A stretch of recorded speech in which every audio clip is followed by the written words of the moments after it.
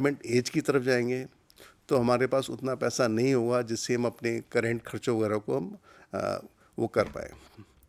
और एक ये भी है कि जब आप किसी गोल के नज़दीक पहुंच रहे हैं, जैसे हमने कोई ईयर मार्क किया कि ऐसे मेरे बच्चे के एजुकेशन का गोल आने वाला है आज से 3 साल बाद, तो उस टाइम पे आप क्या कर सकते हैं, जो इक्विटी वाला पैसा है उस टाइम उसको थोड़ा सेफर एसेट में मूव करके, जैसे उस टाइम आप पहले ही मूव कर ले चूँकि मार्केट अनसर्टेन है इन द शॉर्टर टर्म। तो लॉन्गर टर्म में it is predictable, but shorter term में ये ऊपर नीचे हो सकता है। तो उस टाइम आप क्या कीजिएगा, उसको थोड़ा सा पैसा सेफर एसेट में, जो आपने उस गोल के लिए ईयर मार्क किया है, वो पैसा आप फिक्स्ड इनकम में रख लीजिए उसको।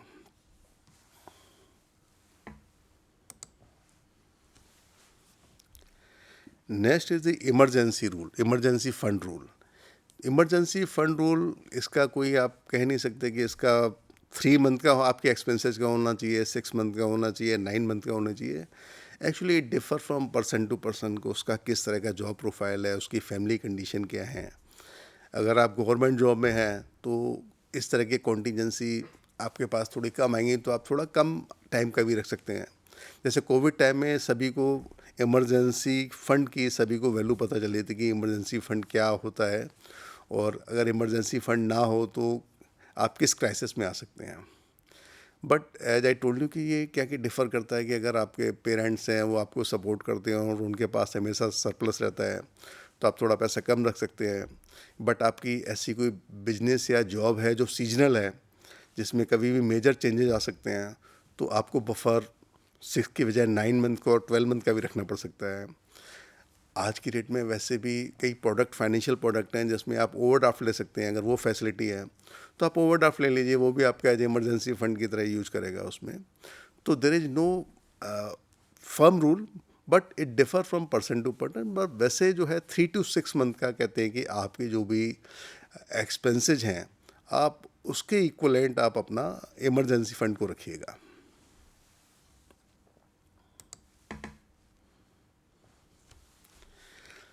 ये कहता है कि हमारा 40% का डेट सर्विस रेशियो, बेसिकली कभी भी आपकी जो इनकम है, आपकी इनकम कभी भी इनकम में से जो 40% से ज़्यादा आप उसको डेट की ईएमआई उसकी इससे ज़्यादा नहीं होनी चाहिए।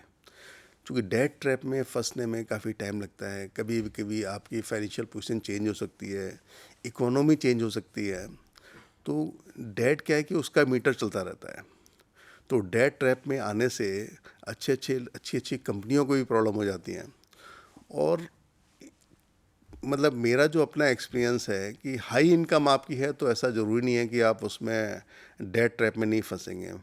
मैंने कई ऐसे लोगों को देखा जिनकी काफ़ी हाई इनकम है, बट उन्होंने इस तरह के कमिटमेंट कर दिए, अपना जो उनका इनकम था उसका लेवल का उन्होंने काफ़ी लॉन्ग टर्म के कमिटमेंट कर दिए, तो वो बाद में उनको प्रॉब्लम हो गई।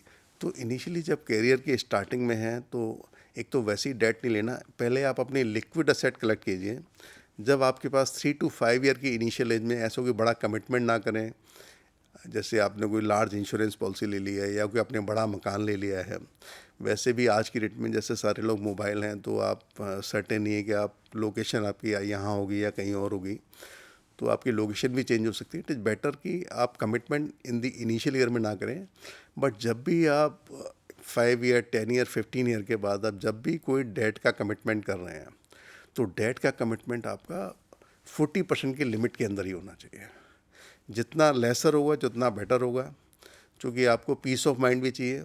और दूसरा, जो आप डेट ले रहे हैं, जो डेट जब भी लेना है तो हमेशा एप्रिसिएटिंग एसेट के लिए लीजिए। आजकल जब हम मॉल जाते हैं, मार्केट में जाते हैं, तो लोग छोटे इवन हॉलीडे के लिए ईएमआई पे ले रहे हैं। जो कंज्यूमेबल गुड्स हैं, आप टीवी, फ्रिज, स्कूटर, सब जो जो जिनकी वैल्यू कम होने वाली है, तो जिनकी वैल्यू कम होने वाली है उनके लिए भी एडवाइज नहीं करते हैं कि आप डेट लें। डेट हमें ले लेना है कि जिसमें आपको लगता है कि आने वाले टाइम में जिस हम असेट के लिए ले रहे हैं वो एप्रिशिएट होगी। वो एप्रिशिएट होने से क्या है, और फिर इन्फ्लेशन पुट हो गया तो आपकी जो कॉस्ट ऑफ सर्विसिंग है, जो लोन आप सर्विस कर रहे हैं, उसकी कॉस्ट भी आपकी कम हो जाती है। तो इट विल माई एडवाइस कि हमेशा रेस्ट्रिक्ट द लोन, और अगर लेना भी है तो हमेशा एप्रिशिएटिंग एसेट के लिए लेना है, डेप्रिशिएटिंग एसेट के लिए नहीं लेना है। एक रूल ऑफ 72 है, इसमें 72, 114 एंड 144। तो किसी भी इन्वेस्टमेंट को एनालाइज करना बड़ा डिफ़िकल्ट होता है कि ये अच्छा दे रहा है, ज़्यादा दे रहा है। तो rule of 72 is a very common. तो रूल ऑफ 72 क्या कहता है कि आप 72 से जो भी रेट ऑफ इंटरेस्ट मिल रहा है आप उसको डिवाइड कर दीजिए, और वो जो आप डिवाइड करेंगे उससे आपको पता चल जाएगी वो पैसा आपका कितने पीरियड में डबल होने वाला है। तो पैसा आपका कितने पीरियड में डबल होगा। तो जैसे 72 है, अगर आप उसको 6 से डिवाइड करेंगे तो इट वर्कआउट टू बी 12। इसका मतलब आपका पैसा 12 साल में डबल होगा। अगर आप 72 को 10 से डिवाइड करेंगे तो 7.2 ईयर में आपका पैसा डबल हो जाएगा। आप इसको अदर वे राउंड भी यूज कर सकते हैं कि मेरे को पैसा डबल करना है तो मेरे को कितना रेट ऑफ इंटरेस्ट चाहिए। तो आप 72 है, आप डिवाइड करें उसको, और उसको वैसे वर्षा भी आप कैलकुलेट कर सकते हैं कि आप इंटरेस्ट भी निकाल सकते हैं, मुझे कितना रेट ऑफ इंटरेस्ट चाहिए या मेरा पैसा कितने पीरियड में डबल होगा। इसी की जो एक्सटेंशन है रूल 114 एंड 144। तो जो पैसा हमने अभी जो डिस्कस किया कि पैसा डबल कितने टाइम में होगा, अगर हमें पैसा वो ट्रिपल कितने टाइम में होगा हमें देखना है, तो उसके लिए आप उसको 114 से डिवाइड कर दीजिए, 114 को से डिवाइड कर दीजिए कितने पीरियड से, तो आपको रेट ऑफ इंटरेस्ट निकल के आ जाएगी। या आप रेट ऑफ इंटरेस्ट डिवाइड कर दो, आपको पीरियड निकल के आ जाएगा। और वो 3 गुना कितने पीरियड में होगा, तो उसके रूल 144 है। बट ये रूल काफ़ी हैंडी रहते हैं, तो किसी भी आपको बड़ा इजीली इवेलुएट करना बड़ा इजी होता है कि हमारा पैसा कितने टाइम में। बट जब हम ये रूल बनाते हैं या रूल बेसिकली अप्लाई कर रहे हैं, तो हमने इसमें टैक्सेशन का इम्पैक्ट नहीं लिया है। तो वो भी हमें कंसीडर करना है कि जो डबल तो हो रहा है, बट डबल होने के बाद जो हमें टैक्स भी देना होगा उसके ऊपर, तो टैक्स देने के बाद वो डबल होगा या नहीं हो, तो उसका इम्पैक्ट लेंगे तो पीरियड हमारा थोड़ा सा और बढ़ जाएगा। तो ये बेसिकली हमने सारे रूल पे थोड़ा थोड़ा हमने आपको प्रकाश डाला है इसमें। रूल ऑफ 15 जो हमने पहले लिया, तो जिसमें बेसिकली 15-15-15 हमें 15,000 रुपये 15 साल 15%, 15 साल रखते हैं। तो अगर हमारा ये कैलकुलेशन, हमारी एजम्पशन है कि 15% का रिटर्न जनरेट कर पाए तो 1 करोड़ होता है।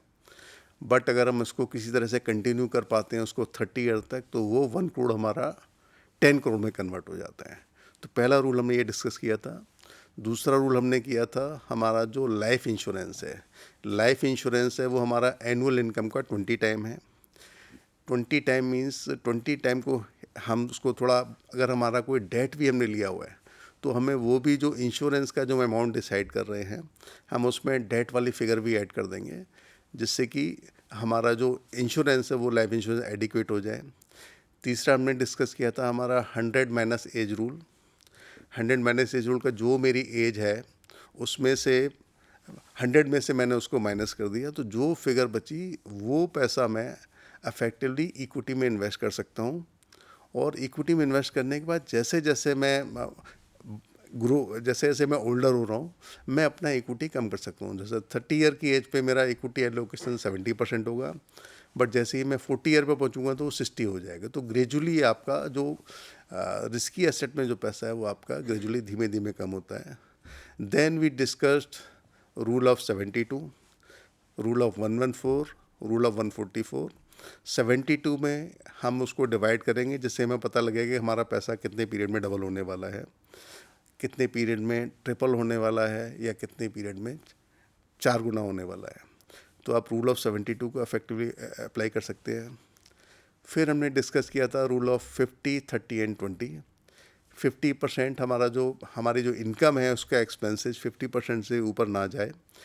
20% हमें सेव करना ही है हर हालत में। 30% हमारा डिस्क्रिशनरी है।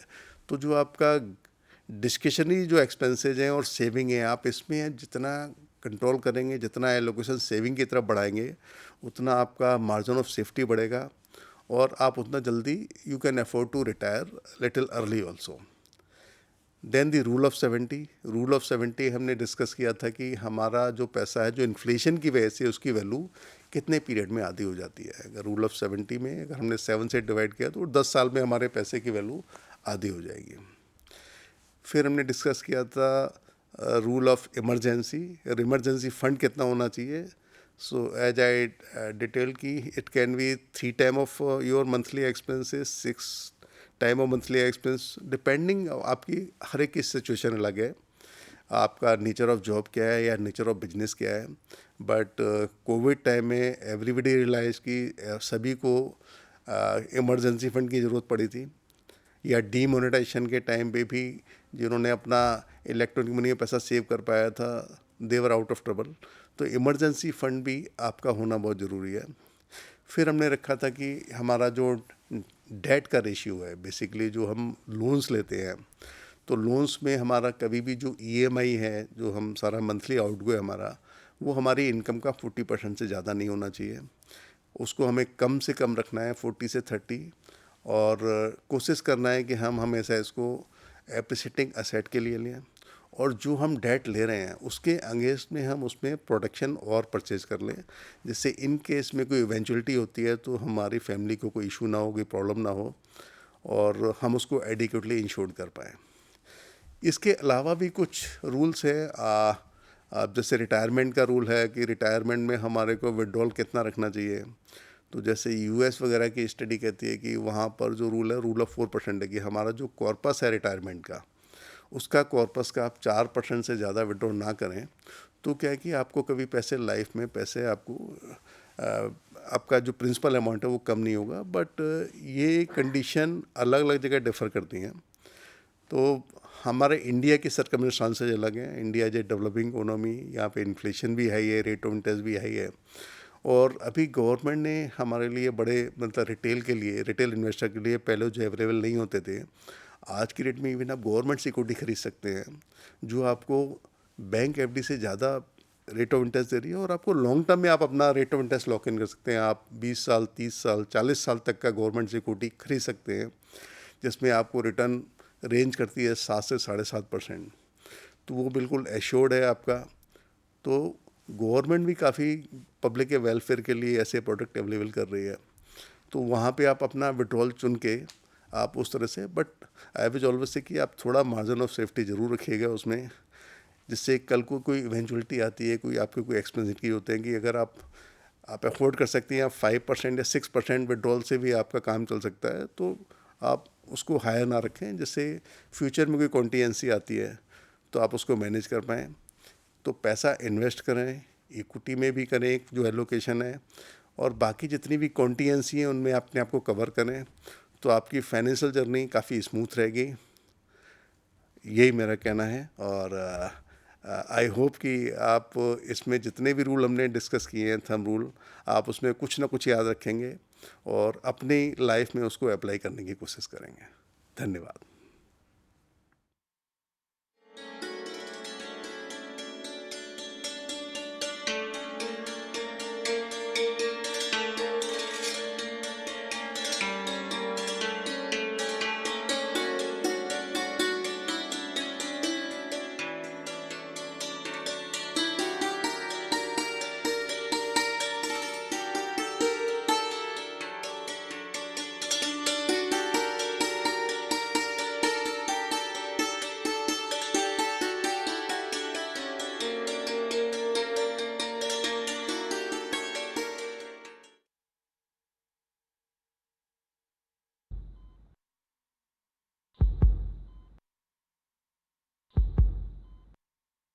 क्रिटिकल है, बट वी आर ट्राइंग.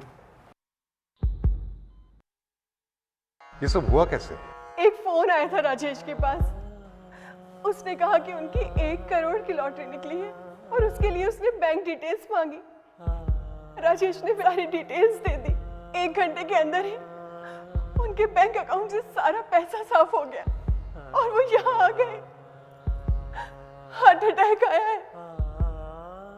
देखा आपने, आपकी जरा सी असावधानी क्या कर सकती है. डिजिटल फ्रॉड करने वालों से सावधान रहें. अपनी बैंक डिटेल्स, अपना डेबिट या credit card number, expiry date, CVV, OTP, PIN कभी किसी को ना बताएं. सावधान रहें, समझदार बने. आईपीएफ अथॉरिटी द्वारा जनहित में जारी. हाँ जी सुरेश जी, रिटायरमेंट के बाद जो प्रोविडेंट फंड आएगा उसका क्या करेंगे? कुछ खास प्लान नहीं है. पड़ा रहेगा बैंक में, ब्याज आता रहेगा और क्या. सुरेश जी, बैंक से कितना ब्याज आएगा? एक नई स्कीम बताता हूँ, उसमें पैसे लगा दो, साल भर में दुगने बल्कि चौगुना हो जाएगा। हाँ, बस कुछ नए मेंबर्स बनाने। नहीं सुरेश जी, इन सब फालतू चक्करों में मत पड़िए। ये नए मेंबर बनाना, रातों रात करोड़पति बनाना, ऐसे सपने दिखाने वाली स्कीम से बचकर रहें। आप लालच में आकर नहीं, समझदारी से निवेश करें। नए मेंबर बनाओ, वर्ल्ड टूर पे जाओ, कमीशन पाओ या उपहार घर ले जाओ। ऐसे सपने दिखाने वाली स्कीम से बचकर रहें। ऐसी स्कीम्स धोखा हो सकती हैं। IEPF अथॉरिटी, कॉर्पोरेट कार्य मंत्रालय द्वारा जनहित में जारी।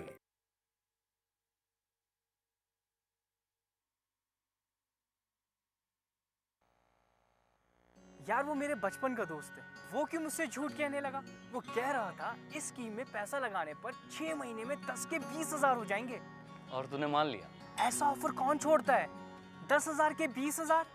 एक काम कर, ये ले 100 रुपये पकड़ना और जाके 10 किलो लड्डू लेके आ। अबे पागल है क्या? 100 रुपए में 10 किलो लड्डू आते हैं? अबे इसके तो 1 किलो लड्डू